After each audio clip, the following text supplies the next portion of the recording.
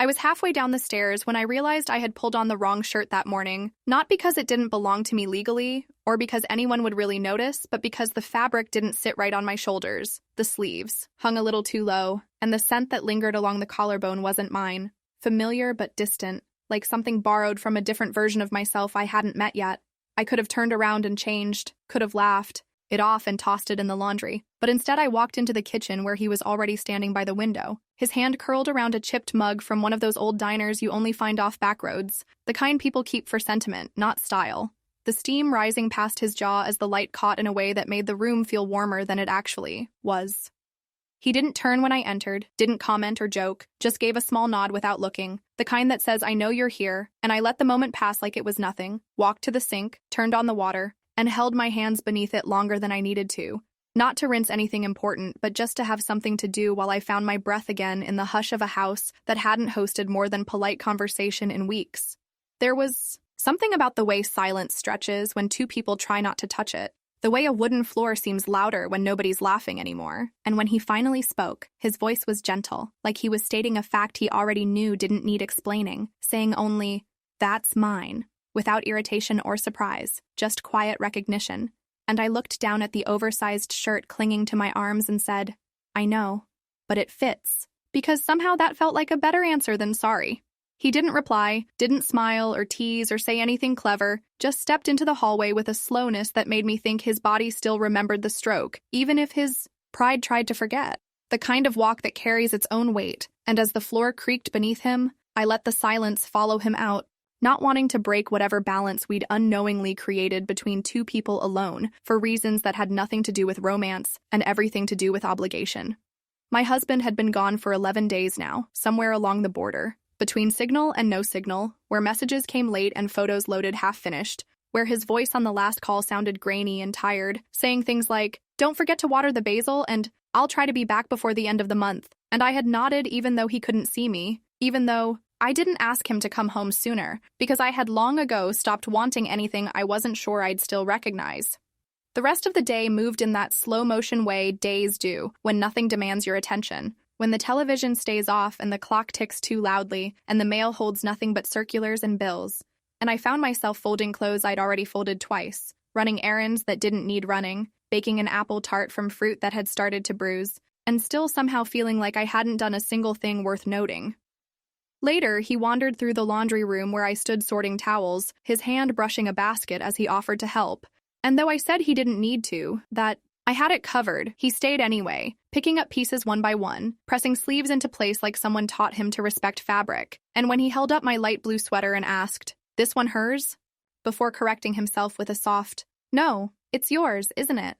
I just nodded and watched as he laid it flat, smoothing out wrinkles with the back of his hand as if he thought the garment deserved gentleness. There was no music playing, no story being told, no flirtation in the air, and yet something shifted in that moment. Not loud or dramatic, just quiet and close. Like a door that wasn't meant to open had creaked slightly on its own, and even though neither of us acknowledged it out loud, the silence that followed said more than either of us was willing to name.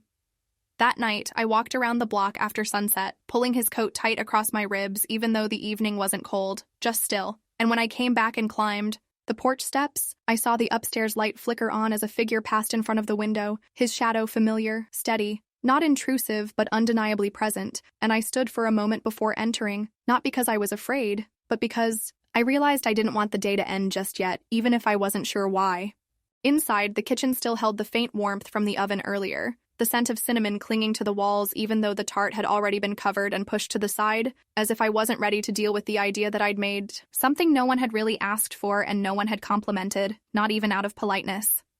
He was in the living room when I stepped in, sitting in the chair near the old bookshelf, the reading lamp casting a soft circle of light on the floor, the newspaper folded beside him as if he'd tried reading and couldn't focus, or maybe just didn't care what was happening outside the walls of this house anymore. And when he looked up, there was something in his expression that didn't ask a question but still waited for a response. I didn't give him one, not in words, not directly, just moved past the coffee table and toward the hallway, carrying a glass of water I hadn't touched and didn't need, pretending I had a task to complete when really I just needed to move, to feel the floor beneath my feet and know I still had places in this house I could claim as mine.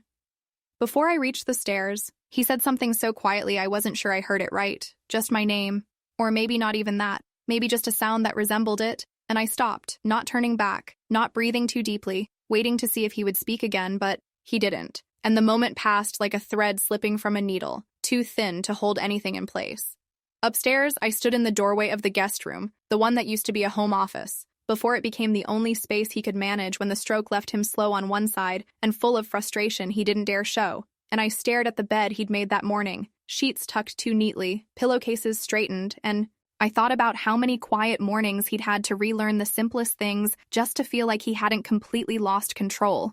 The shirt I had worn was still on me, wrinkled now, holding the heat of my body, and I sat on the edge of my own bed without removing it, just tracing the hemline along my thighs, wondering how something so ordinary could feel like a question I didn't want to ask, let alone answer. Downstairs, I heard a drawer open, the clink of silverware, the familiar rhythm of someone moving through a space like they'd been there for years, and even though I knew I should be tired, should want to shower and change into something softer, I stayed exactly where I was, hands folded, eyes focused, on nothing, feeling the air shift each time the house settled in its frame.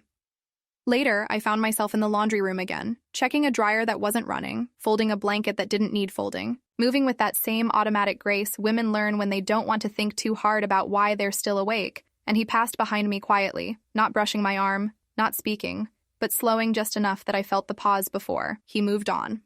That kind of awareness doesn't come from romance or attraction or anything written in books. It comes from living close enough to someone that their habits begin to sync with yours, their silence matching yours beat for beat. And though I had never invited him into my thoughts, he had found his way there, not forcefully, not intentionally, just gradually, like warmth spreading through fabric pulled fresh from the dryer. I made tea for myself just after midnight, left the mug on the counter without drinking it, and watched as the steam rose, then disappeared, wondering if that was all it took for something to vanish. A bit of time and enough air between two people who once knew better.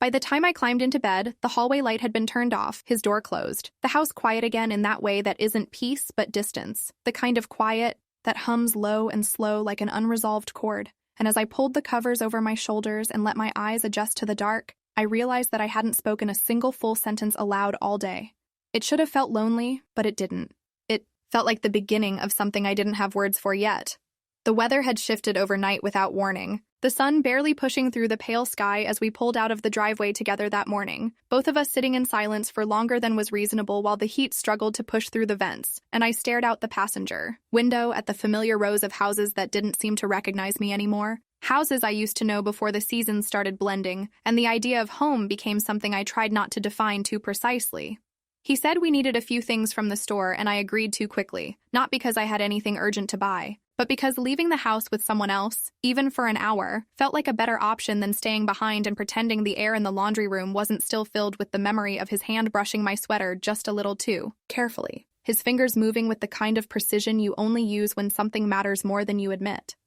The car ride was quiet, not uncomfortable exactly, just full of small adjustments. The volume knob, the rearview mirror, the shifting of weight from one leg to the other, all those micro movements people make when they're trying not to acknowledge something that's been growing steadily between them. And as I held the grocery list folded twice in my lap, I realized I hadn't added anything to it, hadn't even checked if we were low on anything. I had simply wanted to be where he was, which was not a thought I knew how to sit with.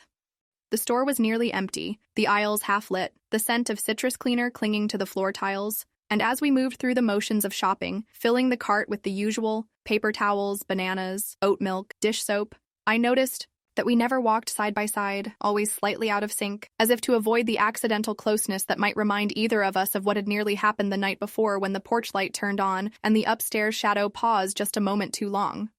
Back at the house, I unpacked the bags slowly, lining items along the counter with unnecessary symmetry, watching as he disappeared down the hall without another word. And when I finally made my way to the laundry room, intending only to check whether the load I had forgotten was still sitting wet in the drum, I stopped in the doorway, frozen not by fear or surprise, but by the quiet shape of him standing there, sleeves rolled up, his hands carefully folding the last of my clothes into a neat stack on the dryer. He hadn't heard me enter, or maybe he had and chose not to acknowledge it. But I stayed there longer than made sense, watching the way he handled each piece like it had meaning, not in a romantic way, not overtly sentimental, just intentional, the way some people handle books they love or pictures they keep in old albums. And I wondered if he understood how dangerous that kind of tenderness could become when applied to things that still carried the heat of someone else's body. He didn't look up, didn't speak, didn't ask if I wanted help or tell me he had done something he shouldn't have, and I didn't interrupt him either, just stood in the doorway like a shadow, letting the moment unfold with its own rhythm, heavy and hushed, until he placed the last shirt down and turned toward the hallway, brushing past me without contact, but not without impact. The air between us charged in a way that made my skin tense beneath the fabric still clinging to me. I didn't go after him, didn't follow or call his name. Instead, I sat down on the low stool near the washing machine and stared at the pile of perfectly folded clothes as if they might speak to me, tell me what I was supposed to do with the knowledge that someone who wasn't mine had just held all the things I wore closest to my skin and hadn't looked away. A few hours later, after dinner had been eaten in silence and the dishes had been washed and dried and put away with more precision than needed, I found myself in the living room again. Not because I had anything to do there, but because he had left the old DVD case open on the coffee table, and something in the gesture felt like an invitation I hadn't been offered in words. The television flickered as the disc loaded, that soft, mechanical whirring sound filling the space between us, and I lowered myself onto the edge of the couch cushion without speaking, feeling the pull of the screen not as entertainment but as distraction, a buffer against the reality of two people sitting too close for comfort with no reason to be in the same room other than the fact that we no longer knew how to say no to silence. The video opened on a shaky handheld shot of a summer barbecue years ago, the camera panning across a long wooden table where paper plates flapped in the breeze and plastic cups caught the late afternoon light. A younger version of my husband smiling awkwardly as he tried to flip burgers with one hand while holding a cold beer in the other, and behind him, just slightly out of focus, I could see myself reaching for a napkin, not yet worn down by the years, not yet aware of how fast comfort turns into silence when no one's really watching. He sat beside me, not close enough to touch, but close enough that I could feel the edge of his warmth along my right arm. And although I kept my eyes on the screen, my mind didn't follow the images, didn't absorb the laughter or voices or memories. Instead, I became hyper-aware of the space we were sharing, and how still we both were, neither one of us shifting, or clearing our throats or fidgeting the way people do when they're looking for excuses to move away. The scene on the screen changed. Now we were on a boat somewhere. A family trip I had forgotten until I saw the shade of my swimsuit and the way my hair curled from the salt air, and in the background my husband was filming and narrating, his voice lighter, playful, the kind of tone he hadn't used with me in years, and I realized I didn't miss the sound of it as much as I thought I would. I missed the version of myself who used to respond to it without effort. He leaned forward slightly, arms resting on his knees, his gaze fixed on the screen like he was seeing it for the first time. Though I knew he'd lived every moment, had probably recorded half of them, and I watched him out of the corner of my eye, noting how calm he looked, how still his hands were, folded neatly in front of him like he was holding something invisible together with every ounce of control he had left. Outside, the wind picked up and the tree branches near the window scratched softly against the glass, the sound strangely rhythmic, like something trying to remind us we were still here, still breathing in the same air, still choosing not to speak. And I couldn't decide whether the quiet between us was protective or dangerous, whether it was sheltering what we were avoiding or slowly building toward what we already knew. The video ended with a freeze frame of my husband holding up a sparkler while fireworks went off in the background, his grin unguarded, almost boyish, and the screen dimmed slowly into darkness, casting the room into a kind of muted twilight, where the only light came from the soft blue standby glow of the player and the shallow reflection of ourselves caught faintly in the glass of the turned-off TV. We didn't move immediately, didn't speak or shift or reach for the remote, just sat there as if the weight of memory had pinned us down, and I felt the tension in my spine begin to ache from sitting so straight for so long. But I didn't adjust, didn't lean back, didn't create even a single inch of distance that might reset the atmosphere we had created together by doing absolutely nothing. Eventually, he rose without a word, walked quietly to the kitchen, poured himself a glass of water, and I remained, on the couch, staring at the blank screen as if it still held meaning, wondering how something as benign as a home video could hollow out a space inside me that I hadn't realized was already empty. And when he returned, he didn't sit down. Again, just hovered for a moment, as if considering whether to say something before deciding against it, and walking slowly down the hall toward the guest room. I didn't follow, didn't rise, didn't replay what had happened because nothing had happened. Not in the way people usually mean, but everything between us had tilted slightly on its axis, enough that I could feel the shift even as the house stayed perfectly still. The warmth from where he'd been sitting lingered on the cushion beside me, faint but undeniable, and I rested my hand there for a second without meaning to, as if curious, whether heat could hold memory, whether contact that never quite happened could still mark a place, and when I finally turned off the television and walked upstairs, I did so with the strange certainty that he hadn't watched the video for the sake of nostalgia or family or even politeness. He had played it because he wanted to sit beside me while we both pretended we were just remembering. But I wasn't remembering, I was noticing, and I couldn't unnotice anymore. The rain had started mid-afternoon without warning, first as a soft tap against the kitchen window, then faster and steadier until it blanketed the house in a low whisper that muted every other sound, and by the time evening fell, the backyard was a sheet of puddles and gray light, the kind that makes everything feel quieter than it is, not because it's peaceful, but because it's suspended, like the world is waiting for something it can't name. I stood by the window in the living room long after I had finished wiping the counters and rinsing the mugs, long after the dinner dishes had been put away and the light above the stove had been switched off, standing there not because the view had anything to offer, but because I couldn't bring myself to sit down, couldn't bring myself to pretend I didn't want to be noticed, even though I didn't know what I would do if I was. The fabric of the shirt I wore still held the scent of earlier detergent and damp air and something else I didn't want to describe, something that made the skin beneath it feel too aware, too exposed, and when I crossed my arms to hold in the chill that wasn't really from the rain, I realized how long I had been standing still, how long I had been waiting without admitting that I was. I didn't hear him approach at first because the storm outside had drawn all the sound toward the glass, but I felt it, the shift in the air behind me, the soft tension of space being shared again. And before I could turn or speak, or pretend I hadn't been standing there on purpose, I felt the weight of a blanket settling gently across my shoulders, his hands slow and deliberate as they pressed the fabric into place like he thought I might flinch, though I didn't.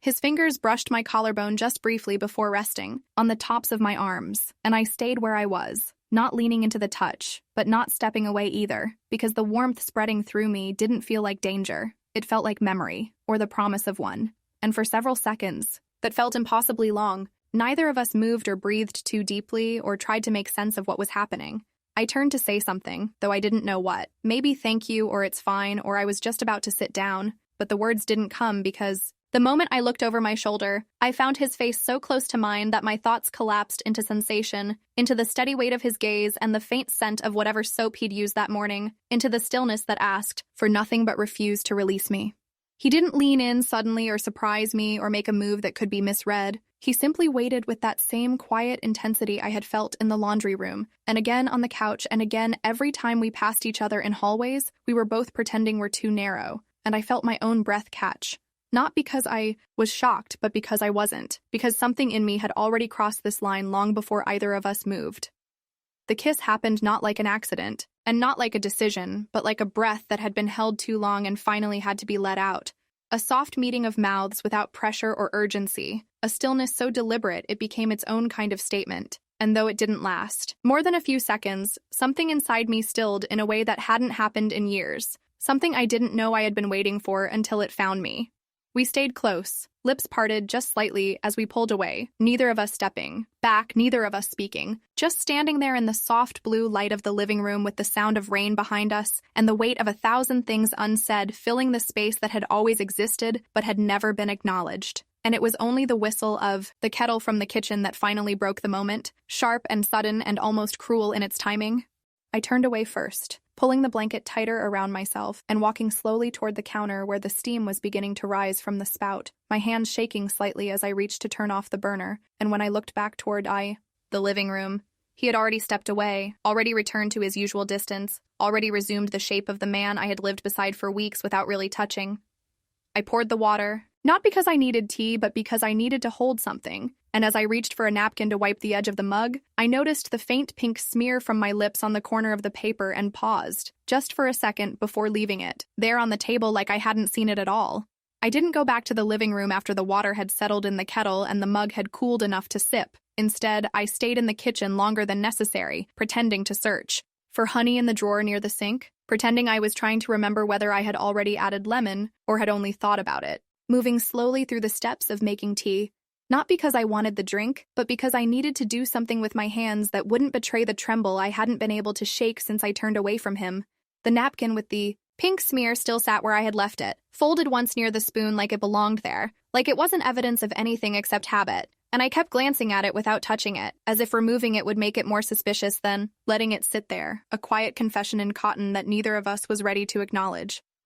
When I finally sat down at the table, wrapping my fingers around the warm ceramic in a way that felt more like anchoring than comfort. I could still feel the outline of his hand along my shoulder, still feel the echo of his breath when our faces had been close enough to blur, and I found myself staring out the window again. This time not for the view, but for the reflection, watching my own profile in the glass and wondering how long it would take before I didn't recognize the shape of my own restraint. He passed behind me once as he moved toward the stairs, his footsteps slow and even. His presence felt more than seen, and I didn't turn, didn't speak, didn't even shift in my chair, just kept my eyes on the place where his shadow stretched across the tile floor until it disappeared like it always did, like he had trained himself to move without consequence.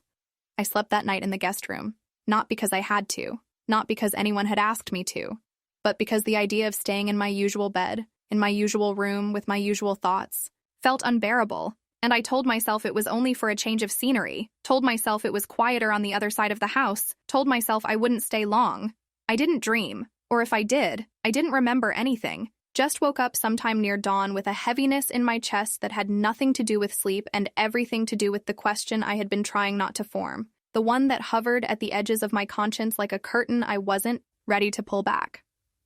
The next morning unfolded with the kind of dull rhythm that usually comes only after bad news or long travel, the kind where no one moves quickly and no one speaks unless necessary, and I stayed near the kitchen most of the time, wiping the counter again, rearranging the fruit bowl, refolding the towel by the sink, never fully allowing myself to sit down. He was in the garden for most of the morning, wearing that same navy sweatshirt I had almost asked him to throw away weeks earlier, the one with the frayed sleeve and the faded logo that made him look softer than he probably realized. And I watched him through the window for longer than I meant to, watched the way he moved between the flower beds with steady precision, watched the way he never looked toward the house but always stayed within its line of sight. It was just past noon when my phone lit up on the counter, screen glowing with a message I hadn't expected, a simple bubble from my husband that read, "You bought new lipstick?" followed by, "Color looks different in the photo," and then one more after a minute. "We share a mirror, you know." My breath caught in my throat, not because the words were sharp or even suspicious on the surface, but because he had never asked about my lipstick before, never commented on shades or packaging or anything remotely close to noticing the difference between what was usual and what wasn't, and I knew immediately that he had seen something in a photo I hadn't meant to send, or maybe in the background of one I thought was harmless, or maybe he had just been paying attention for once in a way I hadn't counted on. I typed a response slowly, something vague and neutral, something about trying a sample at the store and forgetting to tell him, and as soon as I hit send, I regretted it, not because it was a lie, but because it was the kind of truth that hides a much louder silence behind it.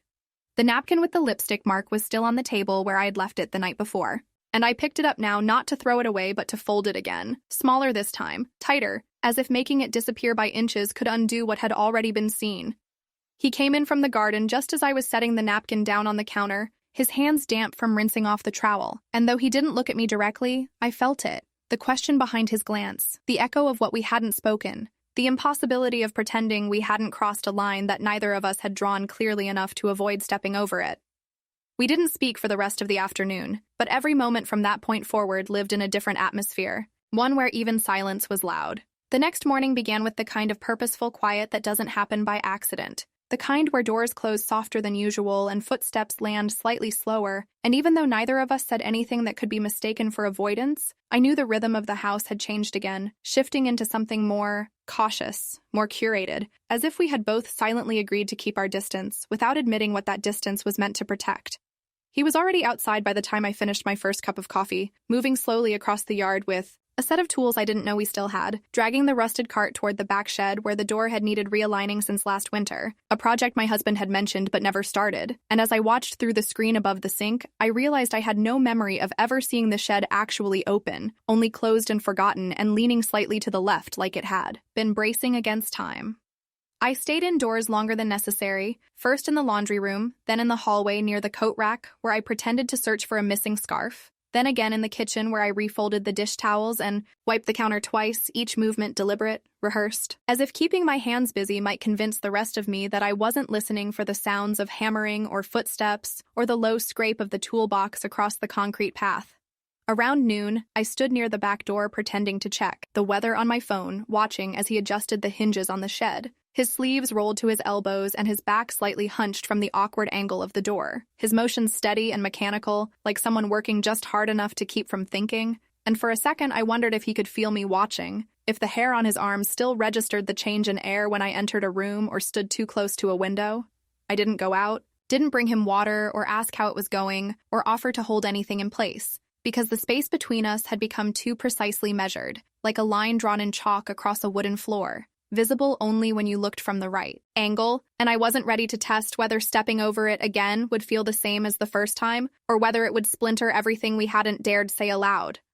Inside, I tried to read a book I had started 3 weeks ago but never finished, the pages turning with more noise than content, my eyes moving across the words while my mind cataloged the sound of tools returning to their box, and the shed door closing harder than it should have. And I told myself I wasn't waiting for him to come back inside, even though I noticed every shadow that passed near the side window and every creak of the wooden steps near the porch. By the time the sun had lowered just enough to throw gold across the floors, the day had settled into that strange stillness that comes not with peace but with suppression, and even the air in the living room felt different, thicker, like it held onto conversations we hadn't had and might never be brave enough to start. And though I moved through the motions of evening the way I always did, lighting the hallway lamp, folding the throw blanket, rinsing a glass, I couldn't shake the feeling that I was performing normalcy for no one in particular. He stayed outside until after dusk, returning only to wash up in the downstairs bathroom, before heading toward the guest room without looking into the kitchen, where I was finishing a crossword I hadn't actually started. And as his steps moved down the hallway and the door closed behind him, with that careful quiet he'd mastered over the past few weeks, I felt a strange combination of disappointment and relief settle over me like a sweater I hadn't meant to put on. The house grew darker in pieces, one room at a time, and I didn't bother turning on the porch light or checking the lock on the back door, because I knew he had already done both, the way he always did, without needing to say so, and by the time I climbed the stairs and stepped into the bathroom, the only light left in the house was the one I flicked on above the mirror. I closed the door softly behind me, not because anyone would hear, but because it felt wrong not to, and I stood in front of the mirror longer than I needed to, brushing my hair with slow, deliberate strokes, watching the way the collar of the his shirt, shifted slightly with every movement, and I told myself I had chosen it again only for comfort, only for the softness, only because the sleeves were long enough to cover my hands. But that wasn't true. I had chosen it because I remembered how it had felt the last time I wore it, when his eyes had paused on me for a second too long, when his hands had smoothed the blanket over my shoulders as if it had been his place to do so, and as I turned to sit on the edge of the bathtub with my feet flat against the cool tile, I realized I was waiting. Not hoping, not plotting, just waiting. The tiles beneath my bare feet carried that deep, unmoving cold that seems to rise slowly into the skin and settle inside the bones. Not enough to make me shiver, but just insistent enough to remind me that it was already late and that I had been sitting there for longer than I intended, on the edge of the bathtub, with my hands resting loosely in my lap and the fabric of the shirt I had borrowed from him draped softly over my thighs, slightly wrinkled in places where I had clutched it too tightly earlier in the evening, while pretending I hadn't chosen it deliberately. The mirror in front of me, dimly lit by the single bulb overhead, had fogged not from steam, but from the slow, constant breath of a house that had remained too still for too many hours, and in that faint, blurry surface I could see only the vague shape of my body and the uneven outline of my hair, framing a face I no longer stared at for answers, but merely checked for signs of familiarity, because some nights all you can manage is the quiet acknowledgement that you are still present even if you are no longer entirely whole. I had not locked the bathroom door, not because I was careless or forgetful or expected anything, but because part of me wanted to leave a possibility open, not a promise or even a suggestion, but a small, subtle crack in the pattern of avoidance we had both committed to throughout the day as he hammered in silence at the edge of the yard, and I performed rituals of domesticity that felt increasingly disconnected from anything true. The creak of the hallway floorboards, which I heard clearly despite the thick door between us, did not come with urgency or direction, but with that slow, uncertain hesitation that belongs only to people who do not know whether they are welcome or feared. And as I held my breath without realizing I was doing it, I felt the stillness of the air shift in the way it does when someone pauses just outside a room but cannot bring themselves to knock. I stared not at the mirror now, but at the sliver of light beneath the door, that narrow band of hallway glow, that flickered just slightly as if disturbed by motion or breath or indecision. And I waited, not impatiently and not entirely with hope, but with that low, steady readiness that builds when a door has not yet opened, and the space between two people has not yet closed or widened completely. When the hallway quieted again and no further sounds came, no knock, no breath, no subtle turn of the doorknob, understood with a still, heavy finality that he had chosen not to enter, not to disturb the silence, not to offer or ask for anything, and that this particular kind of absence, this precise kind of restraint, was no less intimate than presence, but infinitely more punishing because of what it implied. I sat for a while longer, not moving except to pull the sleeves of the shirt, farther down past my wrists, not blinking except when my eyes demanded it, not retreating into shame or longing, but simply existing in the reality of a moment that had promised something I wasn't brave enough to name, and delivered only a new kind of distance I would have to learn how to carry. Eventually, because no, silence lasts forever and no one can sit on cold porcelain forever, I stood slowly, my knees stiff from stillness, and the hem of the shirt falling back into place with a soft weight that felt suddenly heavier than fabric should, and I turned, off the light without looking back at the mirror, because some reflections are better left in fog than brought into focus. The hallway was empty, and though the door to the guest room was closed and offered no sign of movement from inside, I did not stop or lean against it or listen for breath or rustle. I simply walked past it with that same controlled neutrality I had used all day, the kind that keeps your spine straight and your eyes ahead, because turning around requires a kind of hope I didn't trust myself to hold anymore. In bed, the pillow was too full and the blanket too thin, and though the sheets hadn't changed, and the lamp still cast its usual arc of light across the wall, I couldn't relax into the space the way I once could, not because of what had happened, but because of what hadn't, because the emptiness of an unopened door lingers in the body longer than the memory of any touch. I lay still with my arms, crossed lightly over my stomach, and my eyes fixed on the ceiling that creaked with the subtle language of old wood and familiar weight. And I listened not for footsteps anymore, but for the quiet proof that he had fallen asleep on the other side of that closed door, leaving me alone not in the house, but in the place we had almost reached before silence pulled him back. The evening air in the house had grown heavier than usual, not because the weather had changed or the temperature had climbed, but because something unspoken had been building between the walls all day. Something made of unfinished thoughts and almost glances, and the subtle ache of two people trying to keep their movements too quiet, and their hands too still. And as the sun began to slip behind the trees and the kitchen light softened into amber, I found myself walking toward the pantry not because I needed anything, but because I needed to pass through a space I knew would be narrow enough to make stillness impossible. He was already there when I turned the corner, standing half-turned, toward the shelves with one hand resting against the edge of the doorway, his body angled in that way that suggests someone is trying to look busy but doesn't know what they're looking for. And for a second I considered turning around, pretending I had forgotten something, giving us both an easy exit from whatever might happen next, but my feet didn't move and neither did his. I stepped forward slowly, not dramatically and not with purpose, just naturally, the way a person moves through a hallway in their own home when they aren't expecting the air to change density or the silence to become something physical, and as the space between us closed, I realized he wasn't stepping back, wasn't shifting to the side, wasn't offering me the room I needed to pass without brushing his arm or catching his scent or seeing the way his eyes had stopped pretending they didn't know where mine would land. We stood that way for only a few seconds, seconds that felt longer because they held nothing and everything at once. And then, without speaking, without warning, he raised his hand and touched my face in the gentlest possible way, not like a man who was claiming or demanding or even asking, but like someone checking whether I was still real, still solid, still present in the moment we had both been denying since the first time our eyes met over a folded sweater.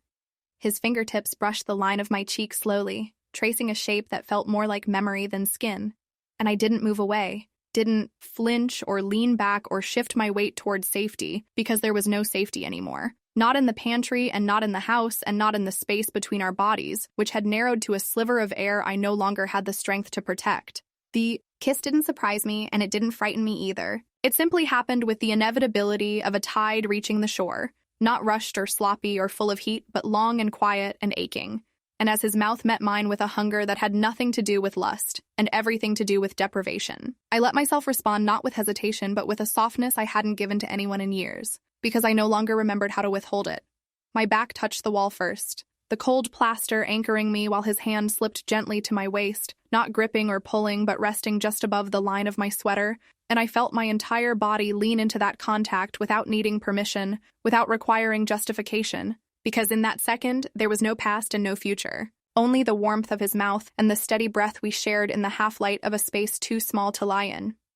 I don't remember if I closed my eyes, I only remember the way time bent in on itself, stretching wide and then snapping tight as the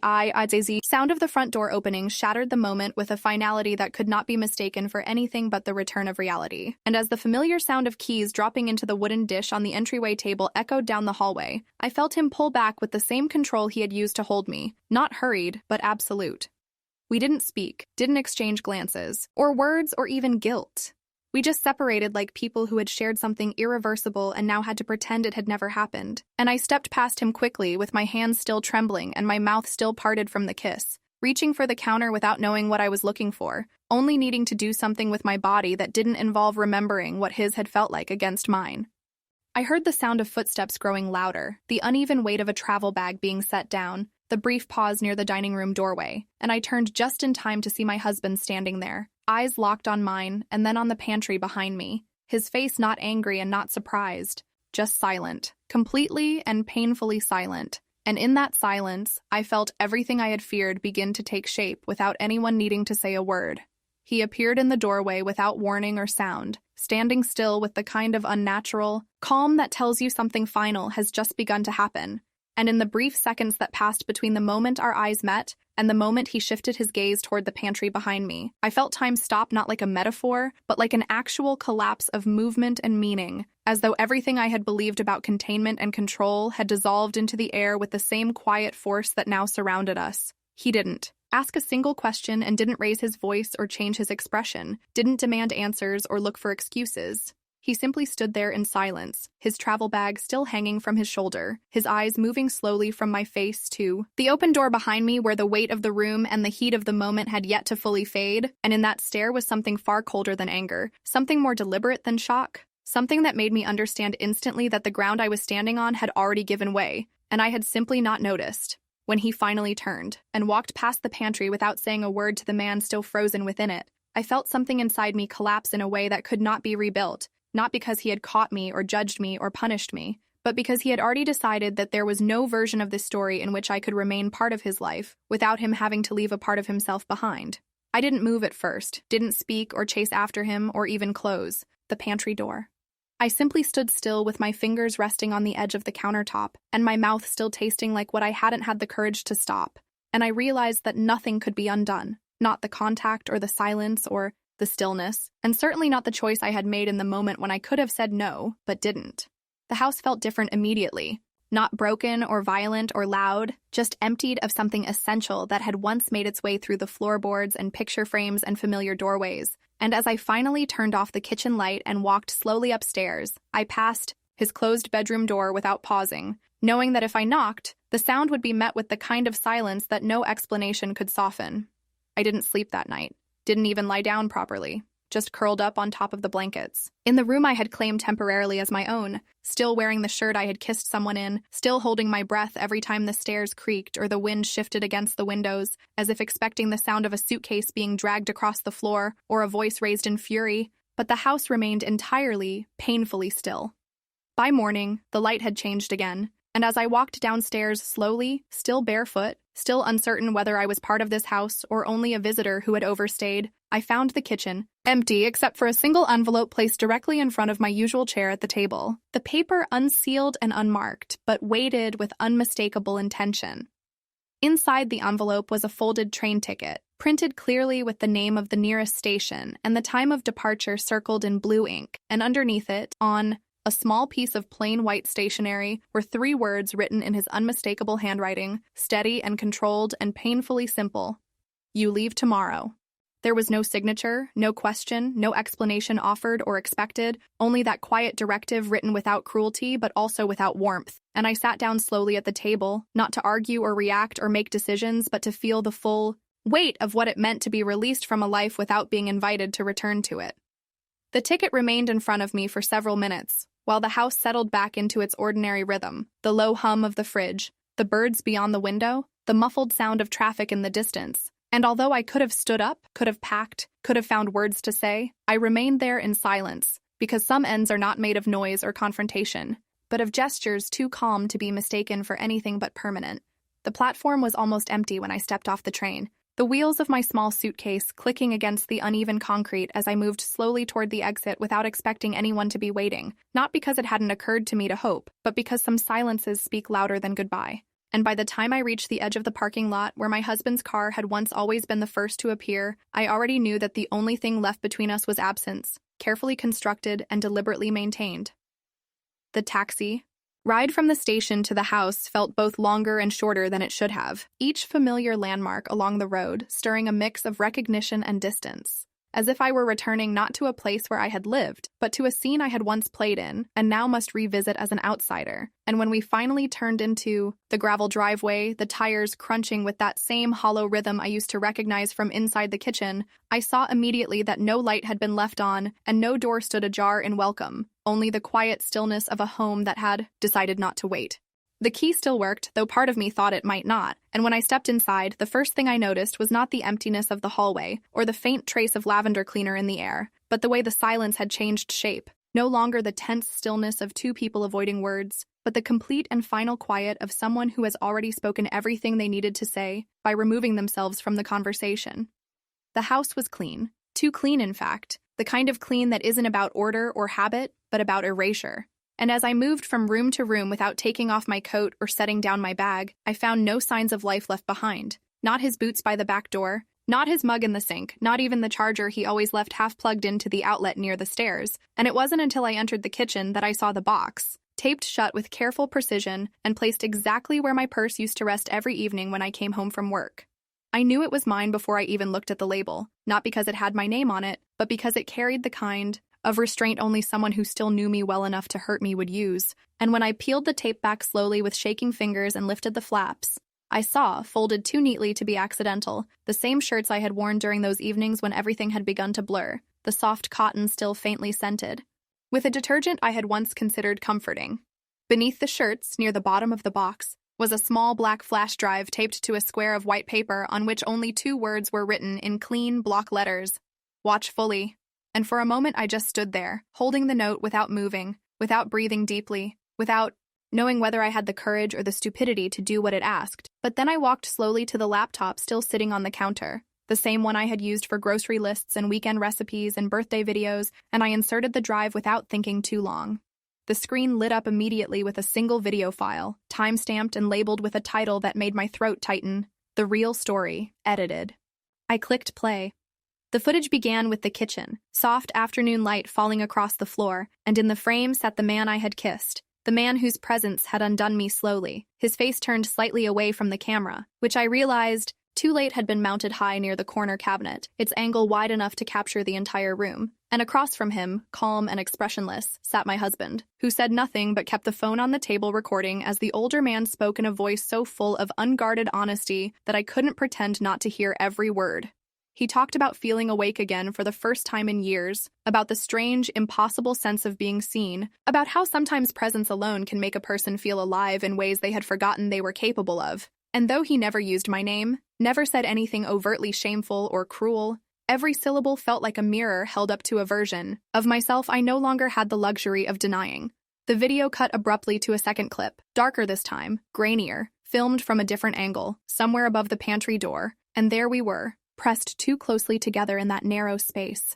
his hand brushing my cheek, my back against the wall, our lips meeting in a kiss that had lasted just long enough to be undeniable, and as I watched myself tilt forward rather than away, watched, my fingers curl slightly at his wrist, I knew there would be no defense, not in my eyes, not in my breath, not in the part of me that had wanted to be caught. The final segment of the video began not with motion or words, but with a still frame. A moment paused in deliberate silence before the footage resumed, and when it did, I saw myself stepping out of the bedroom wearing the shirt that didn't belong to me, the fabric soft and unmistakable, the sleeves slightly rolled, the hem brushing just above my knees as I walked barefoot across the hall and down the steps, unaware that my image had been captured from above, framed with the kind of precision that made it clear this scene wasn't accidental or incidental, but chosen for a reason. There was no soundtrack, no commentary, no overlays to explain or dramatize, only the raw visual of me moving through the house I had once called mine, framed in angles I had never noticed, lit by the ordinary lamps I had passed 1,000 times without thinking. And as I watched myself walk, watched the way my hand trailed lightly along the wooden railing, I realized that what I was seeing wasn't a betrayal documented, but a portrait constructed, not of what had happened, but of how it could be remembered forever. The final image lingered longer than the rest, a freeze frame of my profile as I paused near the kitchen threshold, my expression unreadable, my posture neither guilty nor proud, only quiet and unaware, and then slowly, white text faded in over the image in that same clean font my husband had used on the label of the drive. And as I leaned closer to read it, the words sharpened with cruel clarity. A story is never what happened. It's how you made others believe it. There was no follow-up message, no voiceover, no video of confrontation or tearful speech or angry explanation, just that single phrase, held long enough to burn into my vision, then followed by a black screen that stayed on for nearly a full minute before the file ended, as if giving me time to sit with the weight of a conclusion that hadn't been spoken aloud but had already taken root in everything around me. I didn't move immediately, didn't close the laptop or reach for the box or turn off the kitchen light. I simply sat there with the weight of the flash drive in my hand and the image of myself still playing somewhere behind my eyes. And I understood in a way I hadn't until that moment that what he had given me wasn't evidence or revenge or punishment, but something far more exacting. He had given me the space to disappear quietly, knowing that I could never undo what had been made visible, knowing that my silence was now the loudest thing in the house. There was nothing left to explain and no one left to explain it to. No chance to reframe the events or soften the narrative or offer a version of truth that would feel less like collapse and more like confession. And as I stood slowly and closed the lid of the laptop with both hands, I felt the weight of everything I hadn't said settle into my chest with the slow certainty of something that would stay there, heavy and shapeless, for a very long time. The box remained where I had found it, still open, still waiting, still filled with the softness I had mistaken for safety, and I picked it up carefully. Not cradling it like something precious, but holding it firmly like something that needed to be carried only once. And as I walked toward the front door, the same one I had entered countless times with groceries or tired laughter or soft apology, I didn't pause to look behind me, because there was nothing left that needed witnessing. Outside, the air was colder than it had been that morning, and the sky had begun to darken with that strange, indifferent shade of blue that belongs only to early evening, when the day is giving up its shape and the night has not yet claimed its hold. And I stood there for a long moment with the box in my arms and the flash drive still resting in the pocket of my coat, knowing that this was the last time I would stand in that doorway as someone who belonged inside. I didn't lock the door behind me, didn't leave a note, didn't send a message or wait for a shadow to appear in the window. I simply walked away with the quiet knowledge that I had already been erased in the most complete way a person can be. Not through absence, not through rage, but through the simple act of being allowed to leave without resistance. Because sometimes the cruelest thing a person can do is not to destroy you, but to hand you your own silence, packaged and titled and edited, just enough to make you understand that there is no story left to defend, only one to endure. And so I left, not with closure or grace or clarity, but with the sharp, endless ache of knowing that the last thing he ever said to me had never been spoken out loud.